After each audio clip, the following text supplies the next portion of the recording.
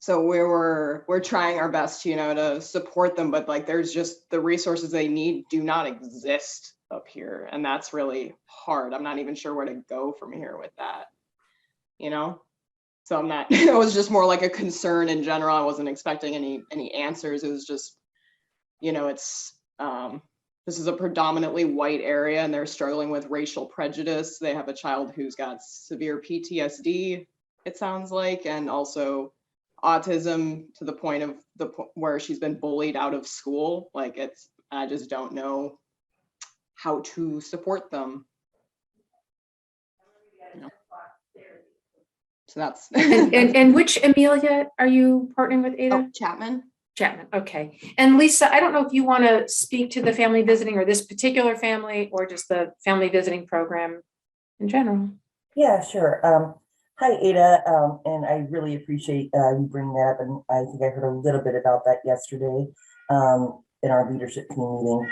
So if you ladies would like to reach out to me, I could maybe set up a Microsoft Teams meeting where we could discuss this. And, that's one of the challenges is the resources that families need most may not be there, just aren't.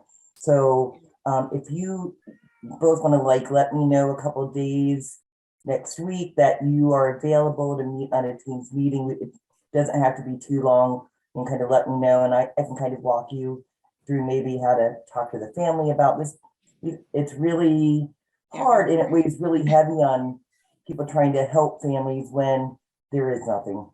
Yeah, that'd be wonderful. Yeah, because I know I've taken calls like that through the family center, not too many, but I've gotten calls like that where, it's a very serious situation. It's a teenager who may be bigger than everyone now, who may be violent, who all these other issues, and there are just no resources. So feel free to send me an email, let me know some times next week that you're available, and we'll get together and I'll try and walk you through that. And then I don't know if Jane has any other thoughts that she would like to add to that, but any situations that any of you come up with, please reach out to me. We can talk on the phone. We can, we don't want to share too much PHI through email by any means, but we can discuss this on the phone. And, you're not going to be able to fix everything for everyone. Job is kind of to see what it is like for families, right? That some families are just in awful situations, whatever the reason may be. And but it also brings awareness for the need for advocacy and policy, right? Yeah, so, absolutely. Thank you. Thank you. I appreciate that. That'd be great. And then Elizabeth, do you want to just chime in, Elizabeth, with the comment from the chat? Yeah, this is always a very challenging situation. And it's very difficult to find psychologists and psychiatrists and social workers that can support children with autism and behavior issues and IDD. There are a few in the Detroit area, and I'd be happy to send on contact information. I know they're not in Detroit, but a lot of them are doing teletherapy right now. So there's some hope there. I will send that forward. And thank you, Ada, for sharing that. Go ahead, Ada. I was just going to say that would be, we don't know if the child can do telehealth, but that would be if we have anything, and that would be great because we were struggling to even find that. So that'd be fantastic. Great, thanks. Anyone else want to share anything about the family visiting program? Can I ask a quick question regarding this child that's getting bullied out of school? Is the school offering any support? No, this is, it's hard to describe. This is not my experience, but the Upper Peninsula is notoriously non-supportive of any ethnicities outside of. Can we hire an advocate to file a civil rights complaint or something like that to help this child? I'm willing to assist if I can. Yeah, no, absolutely. We've been trying to contact the family again. I contacted them to set up a meeting and they never called me back. They sound overwhelmed, pretty busy. So we're going to need to try that again. See just what they even want. It sounded more like a pouring out of emotions when we were talking with them rather than you need to do something they didn't. So I'm not sure even what they want at this point. So that's kind of what we're working on. So if we can get more of that information and we can do something like that, that would be great. It doesn't sound like there is much support from the school. That was my impression. Amelia, if you got anything else to add, but that was my impression. It was just not a good situation at all. Yeah, I would be hesitant to get involved in anything with lawyers and courts, because the child did recently go through a court system trial situation, and it sounds like some of the PTSD does stem from that. So I would be hesitant to get back into that again. Well, filing You know- complaints doesn't involve courts. You could just file a complaint, and they need to become like a nightmare regarding the school. Just keep contacting them and not backing down until they get the support they need. And I think these are really good comments. One of the things I would recommend, and to your point, Amelia, is that this is probably a good opportunity, since this is a learning experience and we're not, you as trainees are not their providers, to really work with Lisa to quarterback that. And, I think having discussions with this group and getting this kind of input is really helpful, but really having Lisa kind of quarterback whatever actions are taken.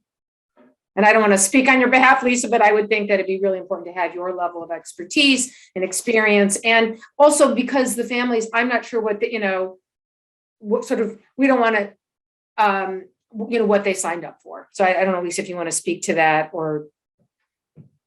Yeah, no, no, I am more than happy to, like I said, we get together and we can you can share, more information with me, and we can talk all that through. And like you said, sound like they just need to vent. They may not have anybody outside of their immediate family in the house to vent to. And even I know, as supportive as my family is out, it's just me and Lily at home. They still don't truly get it, so many times that's what families need. They need to get it all out. And like you said, they're very overwhelmed. I'm sure at this point, being that overwhelmed, they're not feeling like they want to contact the school at all. That would be my perception, and that's probably where I would be if I was that overwhelmed, because I know when I get overwhelmed, it's like I can't, because you get so high up there on the stress level that you just can't deal with anything but getting through the moment. Yeah, that seems to be very applicable. And yeah, and Mike actually typed in the chat that Mark McWilliams is going to be on later today. He's from Disability Rights Michigan, so it may be go ahead. I didn't read the rest of your message, Mike. Oh, just that Mark McWilliams is going to be on leading a session with Angela Martin this afternoon. So I would say it might be a good idea even just to chat at him and maybe connect and, talk about it. Maybe include him in your meeting with Lisa, if that's cool.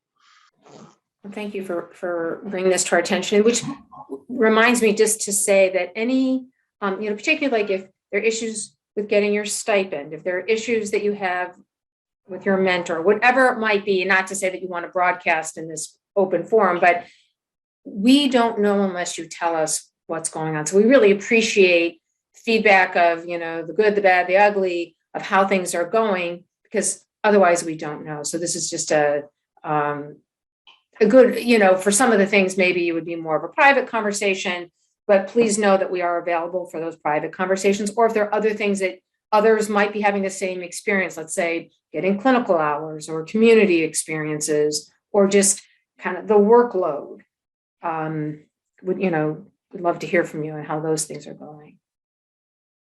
Is everyone meeting with their mentor on a regular basis?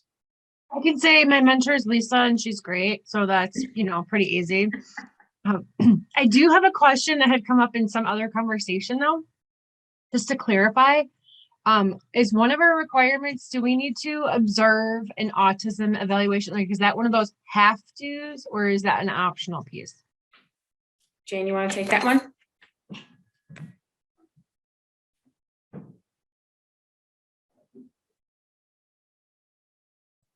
Sorry, I'm having a little technical difficulties. I'm going to reboot in my and during the break. It used to be required when we Okay. could. But if it's difficult, no. I mean, it's, it was one of the required things because there were options in every community to do that in person. And I know that there's a lot going on in person again, but not completely. And many of the places that are doing in-person autism evaluations are not accepting kind of trainees from outside their system for purposes of limiting the number of people around.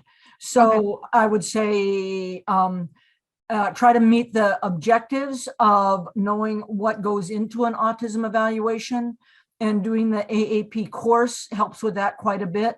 But no, I don't think we are going to keep and have that mandatory at this point, because it's just, for some of you, it's probably pretty easy to do. There's something in your system and you could just, observe one day, but for many of you that it's really hard. So no. Okay. So that's a good point. We'll need to clarify that in the manual. Highly recommended, but not mandatory. Perfect.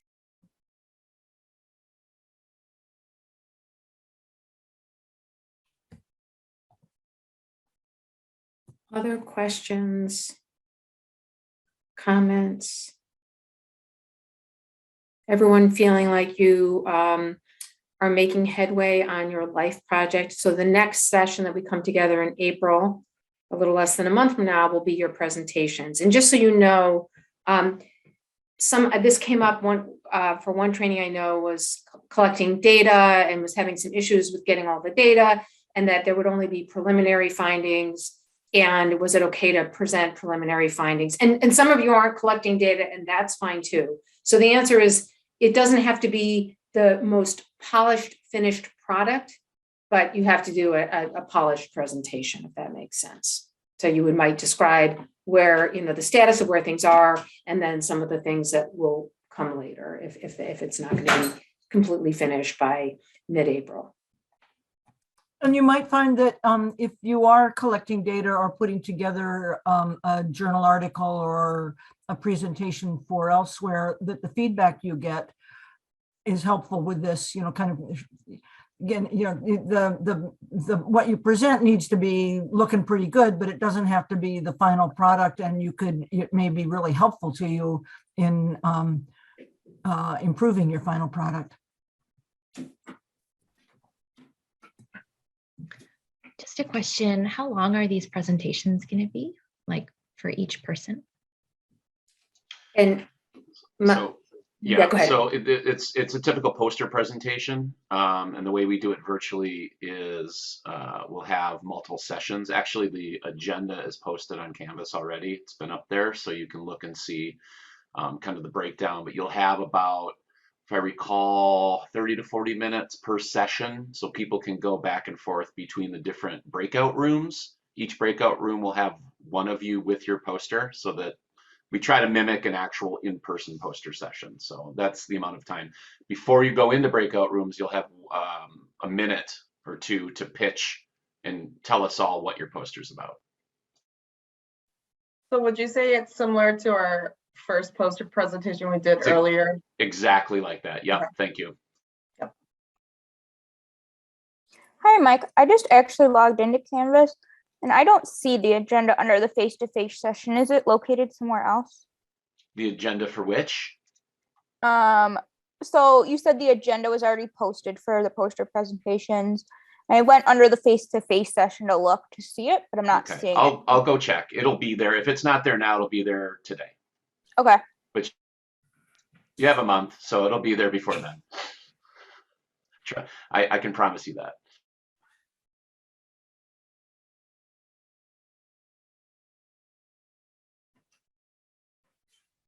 Other questions? Any questions you have for each other? Or any tidbits or words of wisdom you want to share with the group?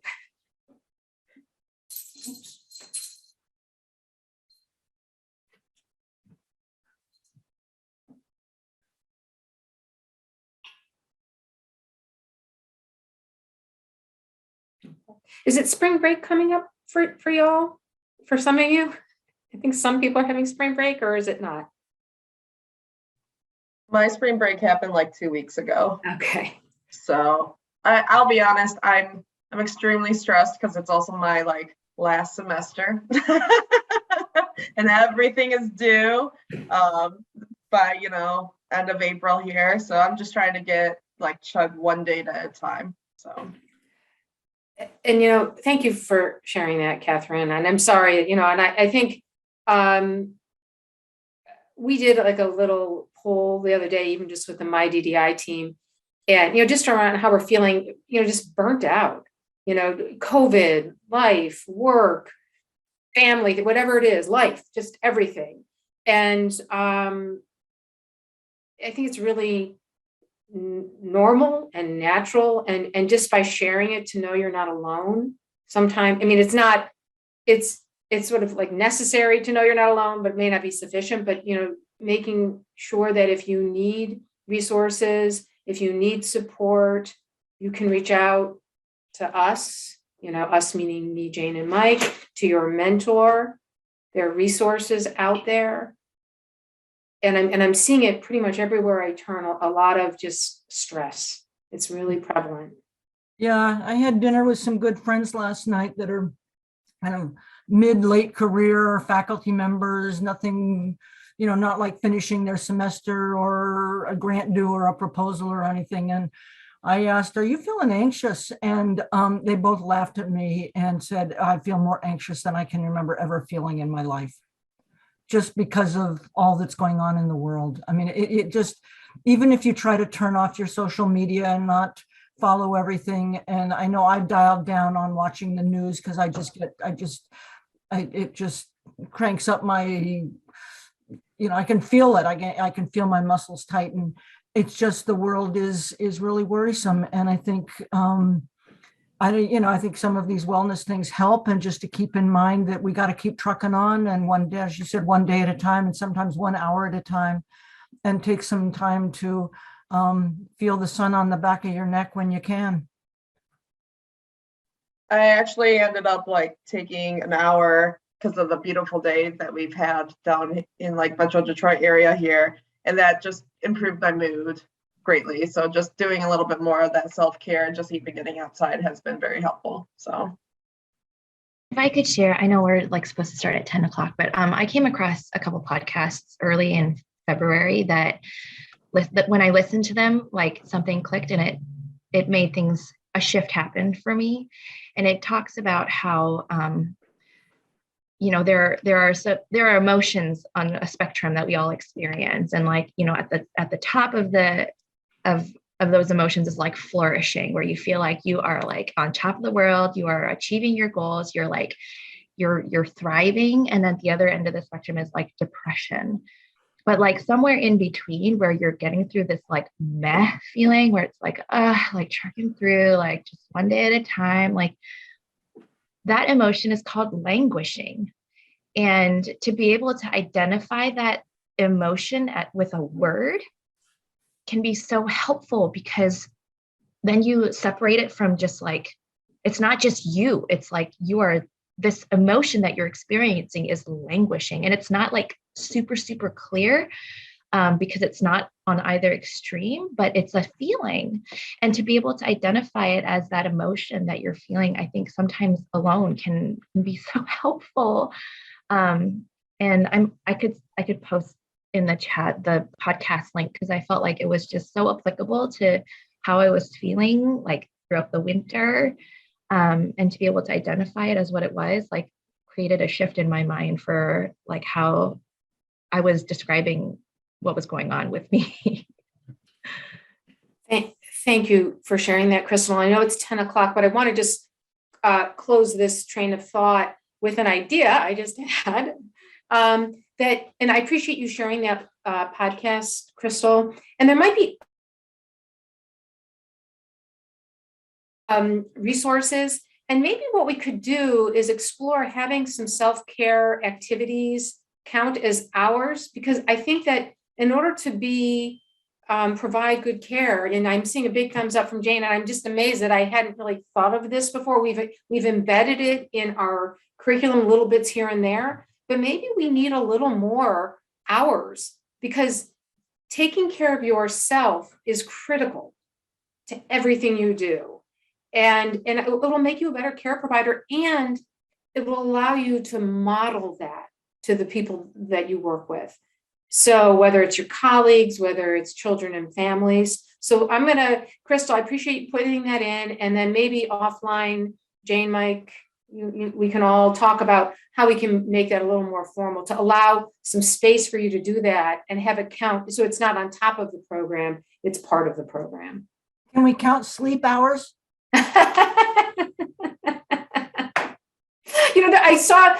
I saw a teaser on, I think, the Today Show this morning about a 2-minute meditation that can have you fall asleep within 2 minutes or 10 minutes. I'll have to find out what that is, and I'll share that too. Maybe the 2-minute video we can do. But let's explore that more. And thank you for sharing. And I'm really glad you brought that up, Catherine. I really appreciate it, because I know how I feel, and I know I'm not alone. And I think it's just so important to know that we're not alone, and that we care about each other, and that we acknowledge it, and we try and do something about it.